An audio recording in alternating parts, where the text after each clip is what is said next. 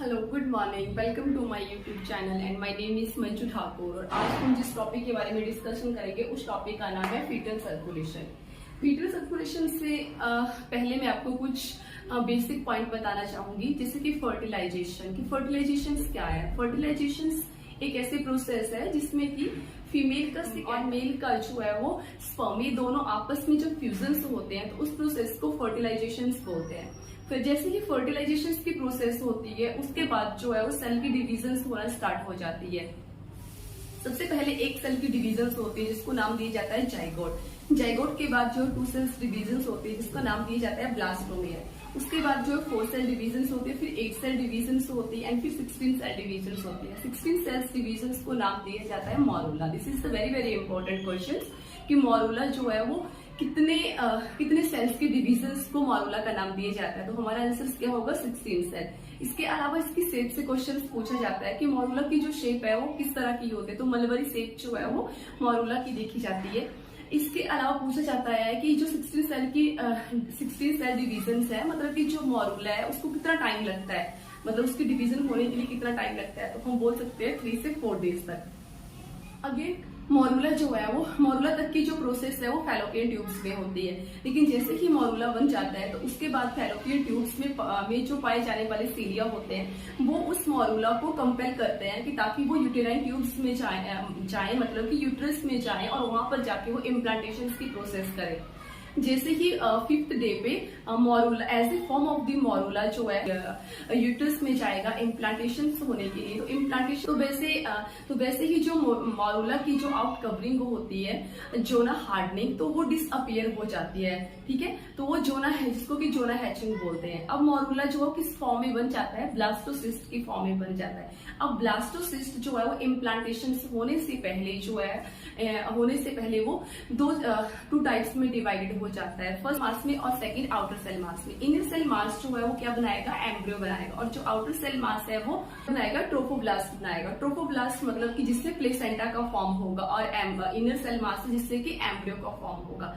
अब बात करते हैं हम कि फीटल सर्कुलेशन। फीटल सर्कुलेशन की जो प्रोसेस है वो कितने डे पे स्टार्ट हो जाते हैं? तो 21 डेज पे जो है वो फीटल सर्कुलेशन स्टार्ट हो जाता है। फीटल सर्कुलेशन में अगर हम बात करते हैं विलाई की, तो विलाई सिस्टम जो है वो कब बनना स्टार्ट हो जाता है? तो विलाई सिस्टम जो है वो 30th डे पे बनना स्टार्ट हो जाता है। लेकिन 30th डे पे क्या होता है कि दोनों मतलब इंटरवीलियस स्पेस और विलाई, इन दोनों में ही ब्लड की सप्लाई नहीं होती है, मतलब ये एवेस्कुलर होता है। बात करते हैं 16 डेज पे। 16 डेज पे जो है वो सेकेंडरी विलाई बन जाती है। सेकेंडरी विलाईज में क्या होता है कि जो मिटरनल की तरफ से तो ब्लड सप्लाई स्टार्ट हो जाती है, लेकिन फीटल की तरफ से ब्लड सप्लाई नहीं स्टार्ट होती है।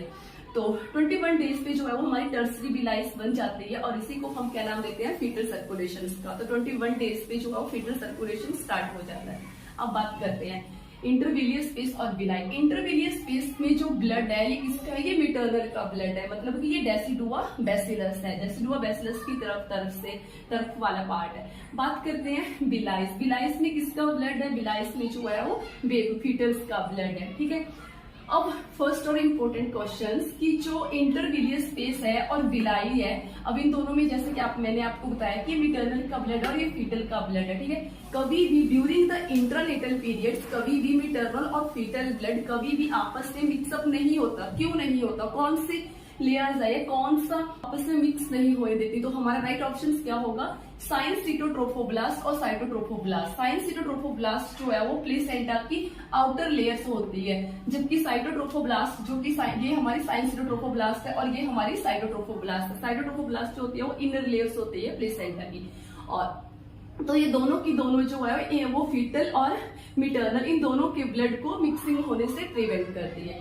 अब जो प्लेसेंटा जो वो कितना ब्लड कैरी करता है ड्यूरिंग द इंटरनेटल पीरियड? तो 500 ml जो है वो प्लेसेंटा के पास होता है। अब बात करते हैं कि उसमें से जो है वो 350 ml ब्लड जो होता है वो मिटरनल का ब्लड होता है। 150 ml ब्लड जो होता है वो किसका होता है? वो फीटल्स का होता है। ठीक है, अब क्वेश्चन अगेन क्या बनता है कि जो 350 ml जो ब्लड है वो पर मिनट में कितना ml सर्कुलेट करता है? तो 1 मिनट में जो 350 ml ब्लड है वो 400 to 600 ml पर मिनट में सर्कुलेट करेगा। बात करते हैं फीटल ब्लड की, तो फीटल ब्लड जो है वो पर मिनट में 300 to 400 ml सर्कुलेट करेगा। स्टूडेंट मैं आपको जो भी बता रही हूँ वो सारे के सारे क्वेश्चंस वो है जो कि कॉम्पिटिटिव एग्जाम में बहुत बार पूछे गए हैं। तो this is the very very important topic. So हम बात करते हैं कि इंटरमीडिएट स्पेस में और बिलाइज इन दोनों, यहाँ पर जो है वो ब्लड क्या होता है, एक्सचेंज होता है। ये हम बात कर सकते हैं कि यहाँ पर ब्लड जो है फिल्टर्ड होता है, मतलब कि ऑक्सीजनेटेड और डीऑक्सीजनेटेड ब्लड जो है वो यहाँ पर आकर ही वो मतलब एक्सचेंज होगा। तो किस तरह से एक्सचेंज होगा, अगर हम बात करें ऑक्सीजन की और कार्बन डाइऑक्साइड की, तो वो मिटरनल ब्लड मतलब यहाँ पर जो बिलाई स्पेस में यूटेराइन आर्टरी ब्लड लेकर आएगी, तो ये जो ब्लड होगा ये डीऑक्सीजनेटेड होगा। अब डीऑक्सीजनेटेड ब्लड को ऑक्सीजनेटेड कौन सी प्रोसेस है जिसके द्वारा हम उस ब्लड को ऑक्सीजनेटेड मतलब ऑक्सीजनेटेड करेंगे या उस ब्लड को फिल्टर्ड करेंगे, तो सिंपल डिफ्यूजन प्रोसेस से जो है वो ऑक्सीजनेटेड कार्बन डाइऑक्साइड और ऑक्सीजन इन दोनों का जो है वो फिल्टर होता है, इन दोनों का एक्सचेंज होता है। ठीक है, तो यहाँ पर 3 प्रोसेस चलती है। एक तो चलती है सिंपल डिफ्यूजन, चलती है फैसिलिटेटेड डिफ्यूजन, और तीसरी जो चलती है वो चलती है एक्टिव ट्रांसपोर्ट। तो अगर हम बात करें सिंपल डिफ्यूजन, तो सिंपल डिफ्यूजन प्रोसेस से ऑक्सीजन और कार्बन डाइऑक्साइड एक्सचेंज होंगे। बात करते हैं फैसिलिटेटेड डिफ्यूजन से, तो फैसिलिटेटेड डिफ्यूजन से ग्लूकोज एक्सचेंज होगा। और अगर एक्टिव ट्रांसपोर्ट की बात करें तो इससे मिनरल्स वगैरह जो है वो एक्सचेंज होंगे। अब जो है वो एक्सचेंज हुआ या फिल्टर्ड हुआ, तो वैसे ही ये जो ब्लड है, ऑक्सीजनेटेड ब्लड है, वो कहां पर आ जाएगा, अम्बिलिकल वेन में आ जाएगा। अब क्वेश्चन यहां से बनता है कि अम्बिलिकल वेन में जो ऑक्सीजनेटेड ब्लड है वो कितनी सैचुरेशन कैरी करता है, तो 60 to 80% सैचुरेशन जो है वो कैरी करेगा। ठीक है, इसके बाद अम्बिलिकल वेन से जो ब्लड है वो कहां पर आएगा, अब ये क्या करेगा कि लीवर को बाईपास करेगा, किसके थ्रू करेगा बाईपास, डक्टस विनोसिस से। डक्टस विनोसिस से जो है बाईपास करेगा किस ऑर्गन्स को, लीवर को और इंफीरियर वेना केवा को। अब ब्लड यहाँ से राइट एट्रियम में आ जाएगा, राइट एट्रियम से ब्लड जो है वो लेफ्ट एट्रियम में भी चला जाएगा। क्यों चला जाएगा, नॉर्मल अगर अडल्ट की सर्कुलेशन की बात करें तो राइट एट्रियम से ब्लड लेफ्ट एट्रियम में नहीं जाता है। ठीक है, राइट एट्रियम से राइट वेंट्रिकल्स में जाता है, वो भी जो ट्राइकैस्पिड वैल्व जो है वो ओपन होगी जब ब्लड का प्रेशर बढ़ेगा। लेकिन इसमें ऐसा कुछ भी नहीं होता है। क्यों नहीं होता है, क्योंकि जब इंटरनेटल पीरियड्स में फीटल होता है तो उसके जो लंग है वो मैच्योर नहीं होते हैं। ठीक है, तो उसकी वजह से जो है वो ब्लड जो है वो राइट एट्रियम से जो है लेफ्ट एट्रियम में चला जाएगा। क्यों चला जाएगा, इसके बीच में ओपनिंग होगी और उस ओपनिंग का क्या नाम है, foramen of the Oval. This is the very very important question कि राइट एट्रियम और लेफ्ट एट्रियम इन दोनों के बीच में जो ओपनिंग होती है उसको क्या नाम दिया जाता है, उसको फोरामेन ओवल का नाम दिया जाता है। अब क्या होगा कि राइट एट्रियम्स में जो ब्लड आया उसमें से 2/3 जो ब्लड होगा वो लेफ्ट एट्रियम में चला जाएगा और राइट एट्रियम से 1/3 ब्लड जो होगा वो राइट वेंट्रिकल में आ जाएगा। ठीक है, अब राइट वेंट्रिकल्स में हमारा पल्मोनरी ट्रंक होगा। अब राइट वेंट्रिकल से ब्लड जो पल्मोनरी ट्रंक में आएगा और लेफ्ट एट्रियम से जो ब्लड है वो लेफ्ट वेंट्रिकल में आएगा। ठीक है, अब जैसे ही लेफ्ट वेंट्रिकल्स में से क्या निकलती है, एओर्टा। एओर्टा जब निकलेगी सर्कुलेशन के लिए तो एओर्टा और पल्मोनरी आर्टरी इन दोनों के बीच में भी कनेक्शन होता है, जिस कनेक्शन का नाम क्या होता है, डक्टस आर्टरियोसिस। अब क्या होगा, डक्टस आर्टरियोसिस के थ्रू जो लेफ्ट राइट वेंट्रिकल्स में ब्लड आया था राइट एट्रियम से वो भी हमारा एओर्टा में चला जाएगा। नॉर्मल अगर बात करें अडल्ट सर्कुलेशन की, तो अडल्ट सर्कुलेशन में राइट वेंट्रिकल से ब्लड लंग्स में जाता है फिल्टर्ड होने के लिए, लेकिन यहाँ पर लंग्स जो है बेबी की वो इमेच्योर है, तो उसकी वजह से राइट वेंट्रिकल से ब्लड जो है वो लेफ्ट वेंट्रिकल में एओर्टा में चला जाएगा और एओर्टा से वो ब्लड जो है सर्कुलेशन में चला जाएगा। अब एओर्टा से जो ब्लड है सबसे पहले कहाँ जाएगा, असेंडिंग एओर्टा में। असेंडिंग एओर्टा से अर्क ऑफ एओर्टा में। अर्क ऑफ एओर्टा से कहाँ जाएगा, डिसेंडिंग एओर्टा में। डिसेंडिंग एओर्टा से थोरेसिस एओर्टा में। थोरेसिस एओर्टा से एब्डोमिनल एओर्टा और फिर इलियक आर्टरी। इलियक आर्टरी दो होती है, राइट इलियक आर्टरी और left iliac artery.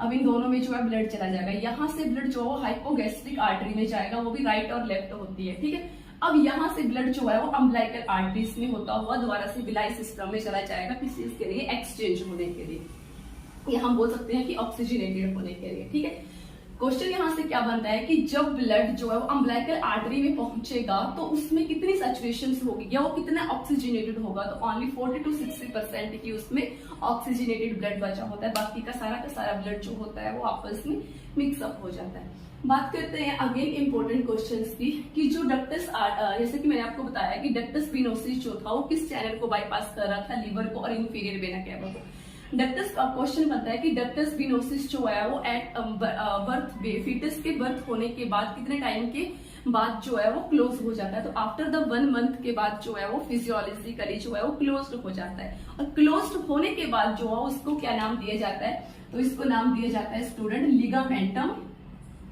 Ligamentum venosus, ठीक है, वेरी वेरी इंपॉर्टेंट, ठीक है, कि क्या नाम दिया जाता है इसको, लिगामेंटम विनोसिस।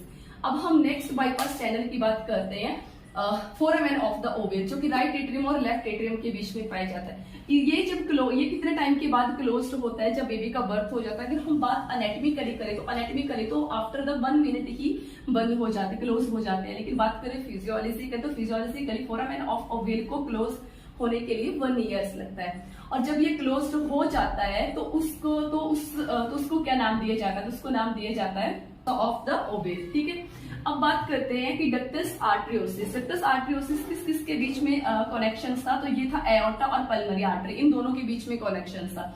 अब बात करते हैं कि डक्टस आर्टरियोसिस जो है आफ्टर बर्थ जो कितने टाइम के बाद क्लोज होता है। बात करते हैं एनाटमिकली जो है वो उसी टाइम एट बर्थ, जैसे ही बर्थ हुआ फीटस का, उसके बाद ही विदिन 1 मिनट या विदिन 5 मिनट में क्लोज हो जाएगा। लेकिन अगर फिजियोलॉजिकली क्लोजिंग की बात करें तो वो कितने टाइम के बाद होगा, तो उसके लिए 1 वीक लग जाता है, ठीक है। उसके बाद आती है डक्टस, हमारे पास अम्बिलिकल आर्टरीज और umbilical when. Student, normally baby में 2 अम्बिलिकल आर्टरीज होती है और 2 अम्बिलिकल वेन होती है। लेकिन एट द 4th मंथ जबकि बेबी इंटरनेटल पीरियड्स में होता है, तो राइट अम्बिलिकल वेन जो है वो डिसअपियर हो जाती है, ठीक है। तो हमारे पास ओनली लेफ्ट अम्बिलिकल वेन ही बचती है। अब बात करते हैं कि जब कितने टाइम के बाद जो है वो अम्बिलिकल आर्टरीज जो है वो डिसअपियर हो जाती है, या मतलब अम्बिलिकल कॉर्ड जो है वो कितने टाइम के बाद डिसअपियर हो जाती है, तो 1 वीक के बाद जो है वो डिसअपियर हो जाती है। अब बात करते हैं हम नेक्स्ट की पीरियड्स में, मानो कि फोरामेन ऑफ द ओवेल है, अगर ये क्लोज नहीं हुआ, ठीक है, ये ओपनिंग जो है वो आफ्टर 1 ईयर के बाद भी इसी तरह से ओपनिंग बनी हुई है, राइट एट्रियम से ब्लड लेफ्ट एट्रियम में जा रहा है, ठीक है। अगर ये क्लोज नहीं हुआ तो बच्चे में कौन सा डिसऑर्डर देखने को मिलेगा, तो बच्चे में देखने को मिलेगा एट्रियल सेप्टल डिफेक्ट। बात करते हैं नेक्स्ट लिंक की, तो नेक्स्ट जो कनेक्शन था वो किस किस में था, वो था डक्टस आर्टरियोसिस, जो कि पल्मोनरी आर्टरी और एओर्टा इन दोनों के बीच में था। अगर पल्मोनरी ट्रंक और एओर्टा इन दोनों के बीच में जो कनेक्शन बना हुआ है, ये भी अगर आफ्टर 1 वीक जो है वो बंद नहीं होता है, तो बच्चे में कौन सा डिसऑर्डर देखने को मिलेगा, तो बच्चे में पेटेंट डक्टस ऑफ आर्टरियोसिस देखने को मिलेगा, ठीक है। जिसको कि हम शॉर्ट फॉर्म में पीडीए बोलते हैं। जितने भी इंपॉर्टेंट क्वेश्चंस थे फीटल सर्कुलेशन से बनने वाले, वो मैंने आपको बताए। अगर आपको मेरे द्वारा बताई गई नॉलेज वैल्यूएबल लगे तो प्लीज लाइक, शेयर और सब्सक्राइब। न्यू टॉपिक के साथ अगेन न्यू लेक्चर के साथ मिलूंगी। Thank you.